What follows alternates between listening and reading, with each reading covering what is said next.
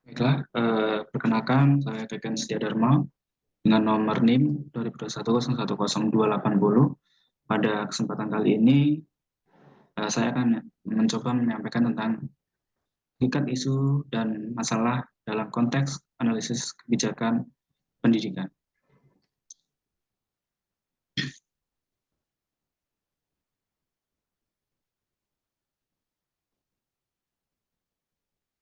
Baiklah, yang pertama tentang hakikat isu dan masalah dalam konteks analisis kebijakan pendidikan. Yang pertama yang perlu kita tahu bahwa hakikat isu, yaitu dalam Kamus Merriam-Webster online 2018 itu menjelaskan bahwa something that people are talking about, thinking about an important topic or subject.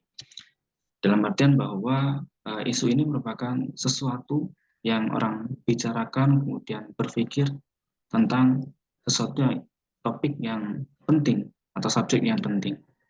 Kemudian di dalam Oxford Dictionary itu juga menyebutkan isu an important topic or problem for debate or discussion, atau dengan artian bahwa isu adalah sesuatu topik atau masalah yang penting, kemudian yang untuk diperdebatkan, kemudian didiskusikan.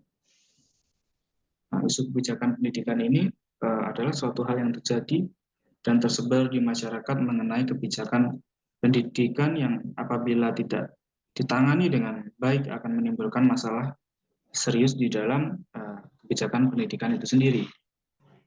Nah, isu ini berkaitan dengan perbincangan dan perdebatan yang menimbulkan kontroversi. Artinya bahwa ada pihak-pihak yang mungkin pro dan kontra, ada yang mendukung, ada yang tidak mendukung.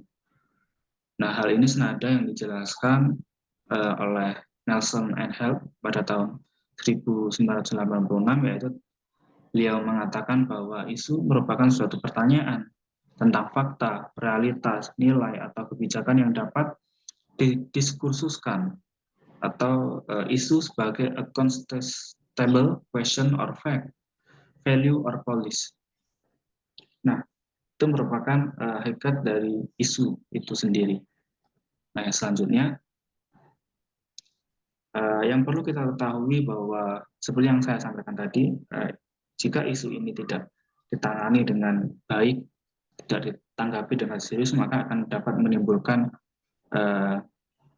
menimbulkan masalah yang serius bagi organisasi di dalam kehidupan yang akan datang, dan berpotensi menyebabkan timbulnya masalah.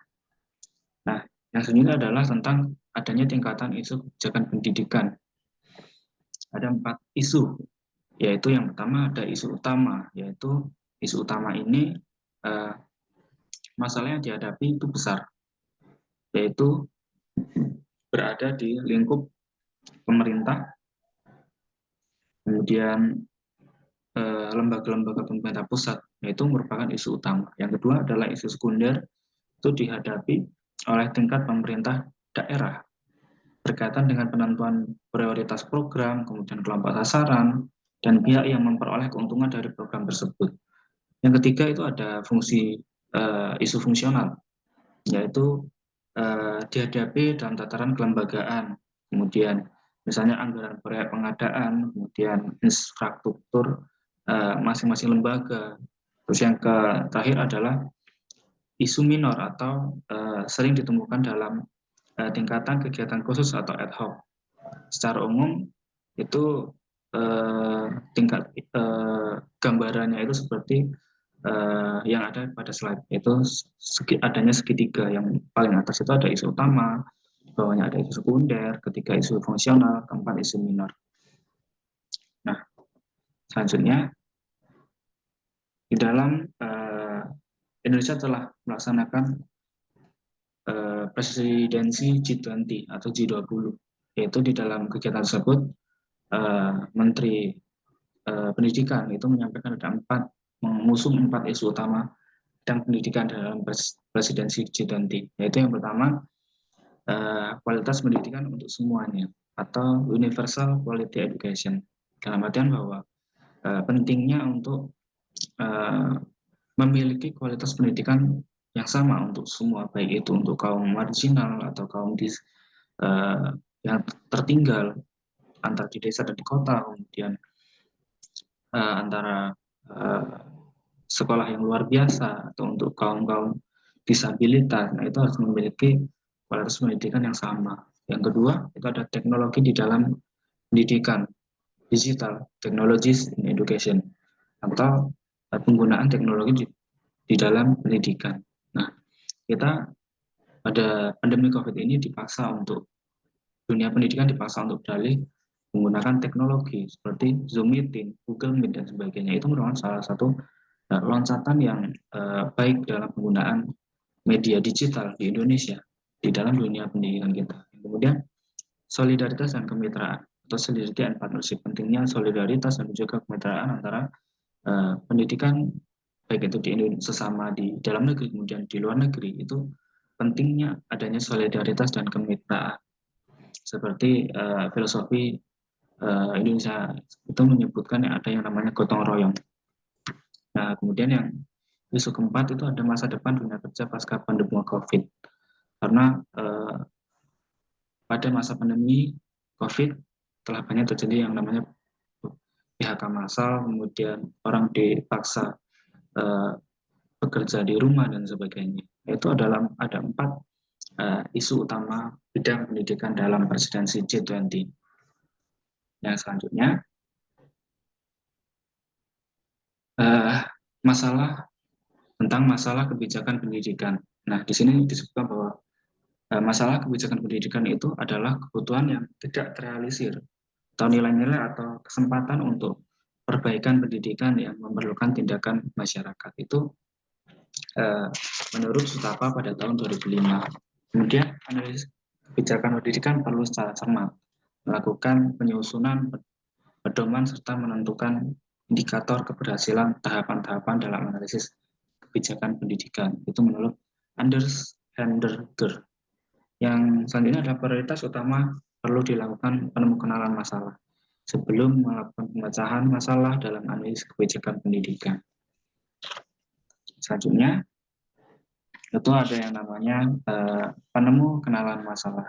Langkah-langkah pemecahan masalah itu ada penemu kenalan masalah. Itu penemu kenalan masalah itu dilakukan dengan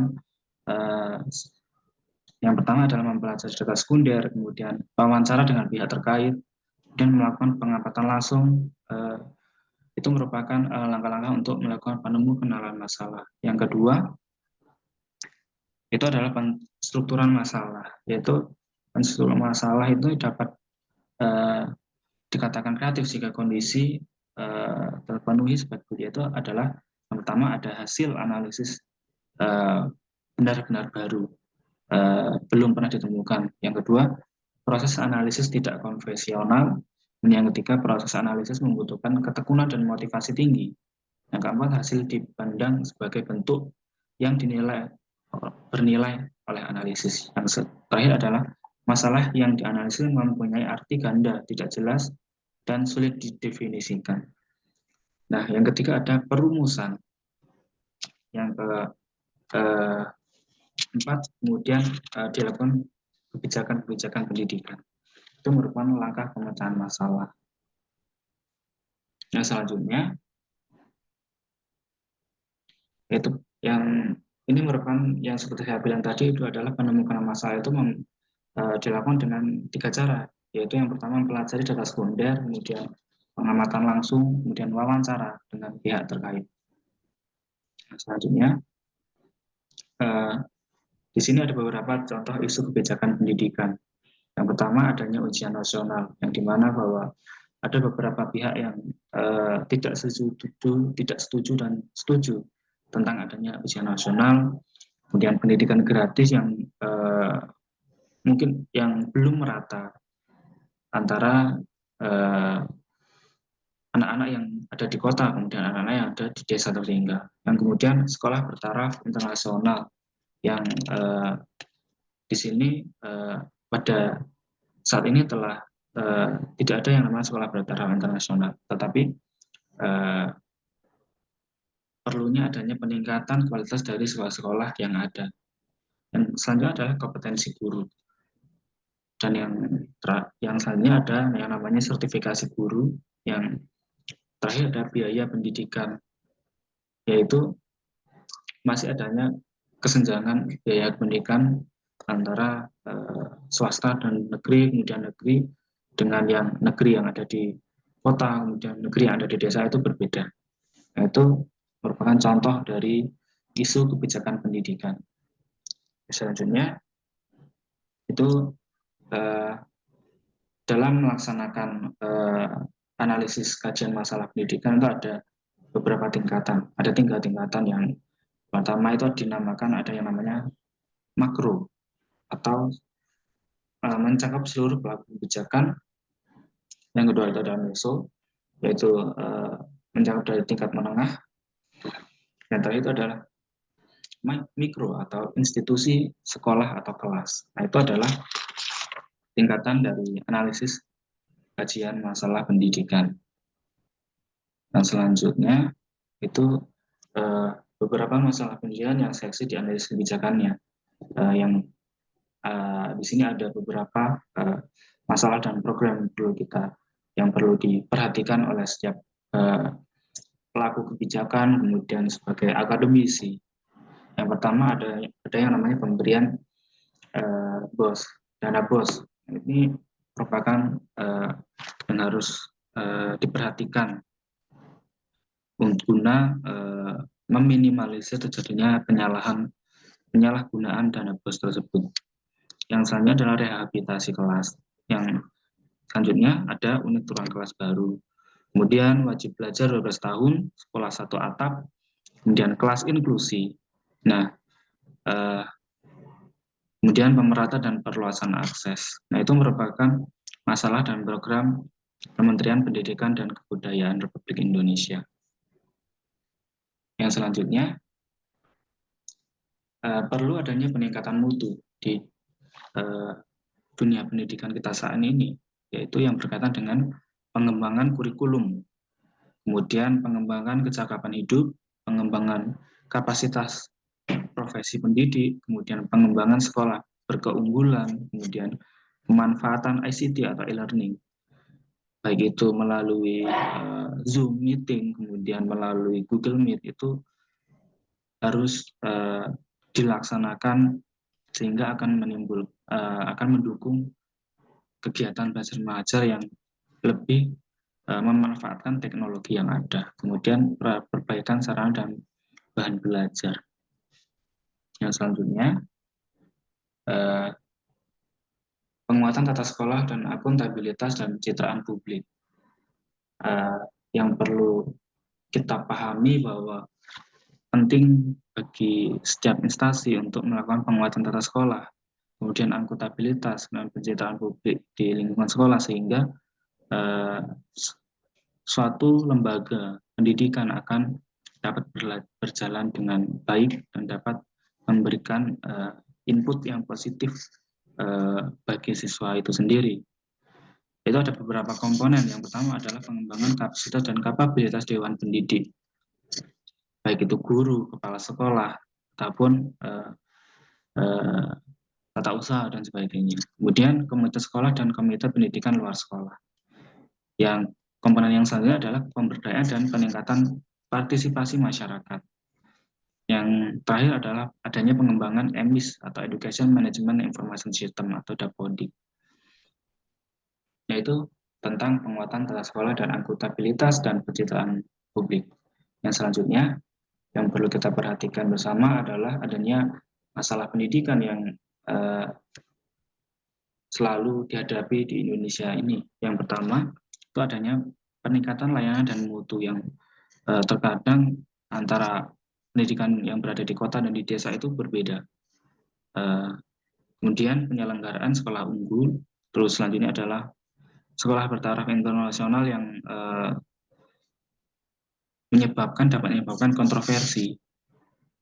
Yang selanjutnya ada ujian nasional. Itu merupakan masalah-masalah pendidikan yang ada di Indonesia. Ujian nasional sendiri sering menghadapi yang namanya pro kontra. Mereka yang setuju dengan pelaksanaan ujian nasional beralasan bahwa siswa didorong untuk belajar secara sungguh-sungguh agar siswa bisa lulus mencapai hasil terbaik. Tetapi mereka yang tidak setuju dengan pelaksanaan ujian nasional itu beralasan bahwa ujian nasional sebagai sesuatu yang sangat kontraproduktif dan kontradiktif dengan semangat reformasi pembelajaran yang sedang berjalan. Artinya bahwa ujian nasional sering memberikan tekanan yang luar biasa pada psikologis anak, sehingga sering menimbulkan masalah psikologis bagi siswa itu sendiri. Seperti ada beberapa kasus bahwa ada seorang siswa yang bunuh diri karena tidak sanggup untuk menghadapi nilai yang ia dapat saat ujian nasional. Padahal di saat nilai itu keluar, ternyata ia dinyatakan lulus. Itu merupakan kontroversi dari ujian nasional itu sendiri. Dampak ujian nasional yang dapat diamati itu adalah yang pertama, para guru terjebak pada model-model pembelajaran gaya lama yang berorientasi pada usaha meningkatkan kemampuan kognitif semata, tidak mengembangkan atau memperhatikan karakter dari siswa itu sendiri. Yang kedua, melakukan gaya pembelajaran tekstual. Yang ketiga, itu mengabaikan perubahan perilaku behavioristik. Nah, yang selanjutnya, ujian nasional juga sering dipolitisasi oleh para elit politik dan juga pemegang kebijakan pendidikan. Ada beberapa kejanggalan atau permasalahan di dalam ujian nasional itu sendiri, seperti adanya bocoran soal atau lembar jawaban yang beredar, kasus jual beli lembar jawab dan sebagainya, kemudian siswa mencontek secara sistematik dan terorganisir. Yang selanjutnya ada sekolah merekayasa hasil pekerjaan siswa dengan menaikkan nilai ujian sekolah, kemudian masih banyak lagi bentuk-bentuk kecurangan lainnya. Nah, masalah yang tidak kalah penting itu adalah sering terjadinya masalah kekerasan di sekolah seperti kasus-kasus bullying yang terjadi di satuan pendidikan. Bukan hanya terjadi sesama siswa, tetapi juga terjadi pada para pendidik dan tenaga kependidikan. Hal tersebut disampaikan oleh PLT Asisten Deputi Pemenuhan Hak Anak atas Kesehatan dan Pendidikan Kementerian Pemberdayaan Perempuan dan Perlindungan Anak. Jadi harus kita perhatikan bersama bahwa sehingga masalah kekerasan ini dapat teratasi. Yang selanjutnya adalah alokasi anggaran pendidikan 2023. Itu masalah berkaitan dengan anggaran pendidikan. Itu yang perlu kita perhatikan adalah pemerintah telah mengalokasikan anggaran pendidikan 608,3 triliun dalam rancangan anggaran pendapatan dan belanja negara tahun 2023 itu diarahkan untuk peningkatan sumber daya manusia berkualitas dan berdaya saing, yaitu sebanyak 233,9 triliun itu untuk belanja pemerintah pusat. Itu berkaitan dengan perencana program Indonesia Pintar, kemudian Kartu Indonesia Pintar, kuliah, kemudian tunjangan profesi guru. Yang kemudian ada 305 triliun itu dana transfer ke daerah, itu berkaitan dengan bantuan operasional sekolah, kemudian bantuan operasional penyelenggaraan pendidikan anak usia dini atau PAUD. Yang kemudian ada 69,5 triliun itu pembiayaan dana abadi pendidikan atau dan kemudian adanya pembiayaan pendidikan. Nah, arah kebijakan pendidikan Indonesia pada tahun 2023 itu adalah peningkatan akses pada seluruh jenjang pendidikan, kemudian peningkatan kualitas sarana dan prasarana penunjang terutama di daerah 3T, terdepan, terluar, dan tertinggal. Kemudian penguatan link and match dengan pasar kerja, pemerataan kualitas pendidikan, penguatan kualitas layanan PAUD. Nah, itu merupakan masalah berkaitan dengan anggaran pendidikan. Yang selanjutnya, karakteristik masalah dalam analisis kebijakan pendidikan yang perlu kita pahami bersama, yaitu yang pertama, adanya interdependence of policy problem of education, atau cirinya adalah saling ketergantungan masalah-masalah kebijakan pendidikan atau interdependence of policy problem of education. Kemudian yang kedua itu subjektivitas masalah-masalah kebijakan pendidikan atau subjective of policy problem of education. Yang ketiga, sifat buatan masalah pendidikan atau artificially of policy problem of education. Yang keempat, itu ada dinamika masalah kebijakan pendidikan atau dynamic of policy problem education, yaitu ciri karakteristik masalah dalam analisis kebijakan pendidikan. Yang selanjutnya yaitu tentang berkaitan dengan tingkatan masalah kebijakan pendidikan.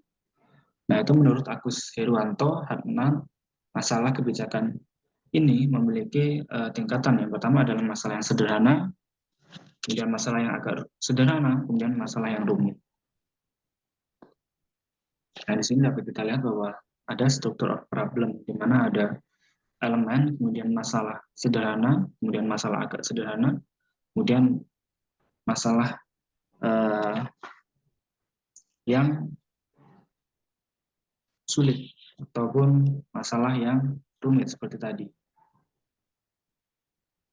Nah, struktur of problem ini berkaitan dengan elemennya ada decision maker, alternative, utilities, outcome, probabilitas. Nah, di sini dapat kita lihat bahwa perbandingannya antara decision maker, kemudian kalau decision maker itu masalah yang sederhana itu one of view, kemudian moderately subtractor-nya atau masalah yang agak sederhana itu satu atau lebih, kemudian masalah yang sulitnya itu adalah banyak.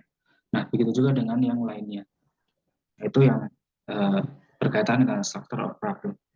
Nah, selanjutnya, penstrukturan masalah bersifat kreatif.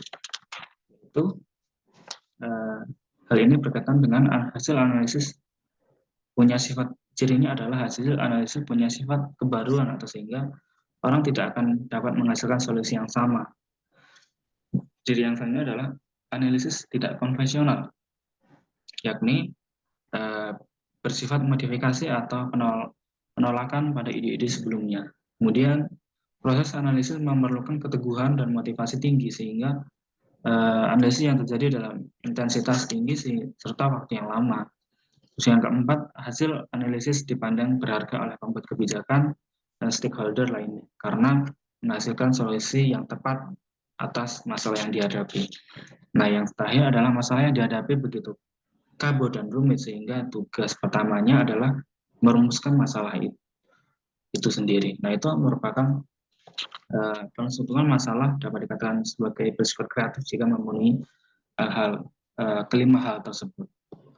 Nah, selanjutnya yaitu tentang fase dan metode penentuan masalah kebijakan pendidikan. Nah, fase dan metode penstrukturan masalah ini ada beberapa fase atau tingkatan. Yang pertama itu adalah penghindaran masalah atau problem sensing. Yang kedua ada pencarian masalah atau problem search. Yang ketiga pendivisian masalah atau problem definition. Yang keempat adalah pengkhususan masalah atau problem specification.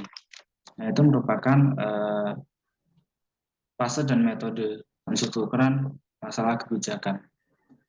Nah, tahapan permasalahan masalah itu sendiri, yang pertama itu adalah adanya meta problem atau tumpukan masalah yang belum terstruktur, kemudian dilakukan pendefinisian masalah, yaitu pendefinisian dari meta problem, yaitu pengelompokan masalah, baik yang pertama mungkin baik itu ekonomi, kemudian sosial budaya, politik, dan lain-lain.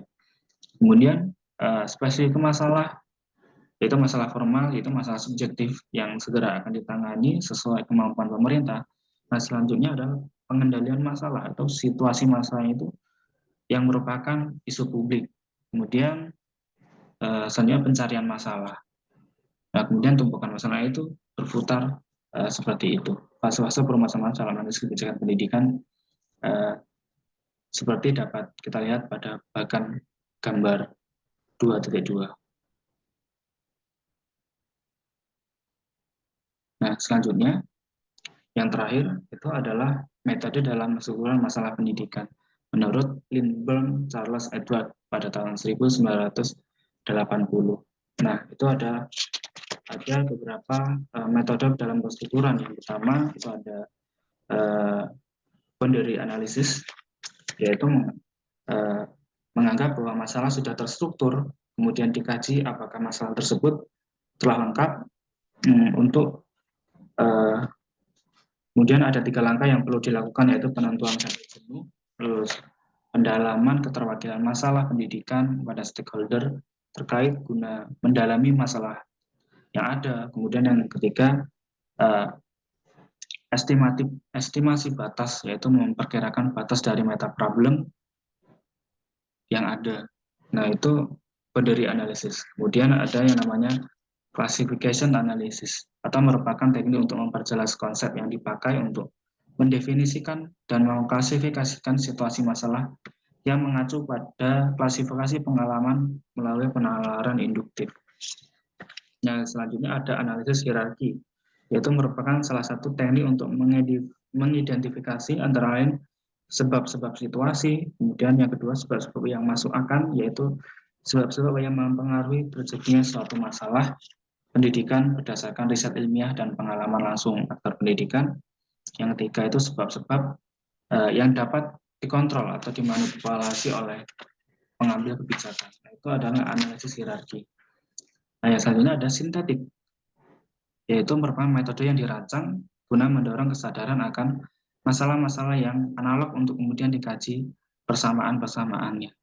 Nah, yang selanjutnya adalah curah pendapat atau brainstorming, yaitu metode yang menemukan ide, tujuan, dan strategi dalam mengidentifikasi dan menarik konsep-konsep diri situasi masalah pendidikan.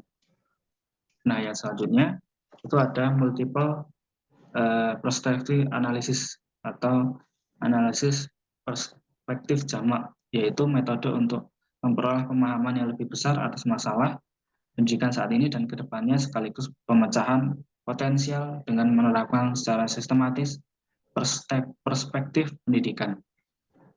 Nah, yang selanjutnya adalah analisis asumsi atau teknik yang mengarah pada sintetis kreatif atas asumsi-asumsi yang bertentangan berkaitan dengan masalah kebijakan pendidikan.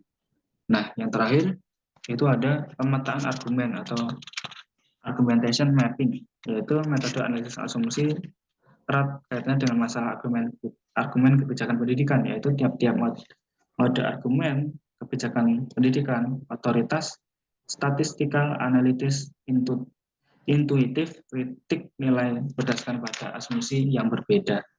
Nah, pemetaan argumen pada dasarnya dimaksudkan untuk menilai asumsi, dan salah satu tekniknya adalah dengan membuat grafik yang menggambarkan kepentingan unsur-unsur argumen kebijakan sehingga dapat tergambar mana asumsi yang kuat dan masuk akal dan mana asumsi yang lemah.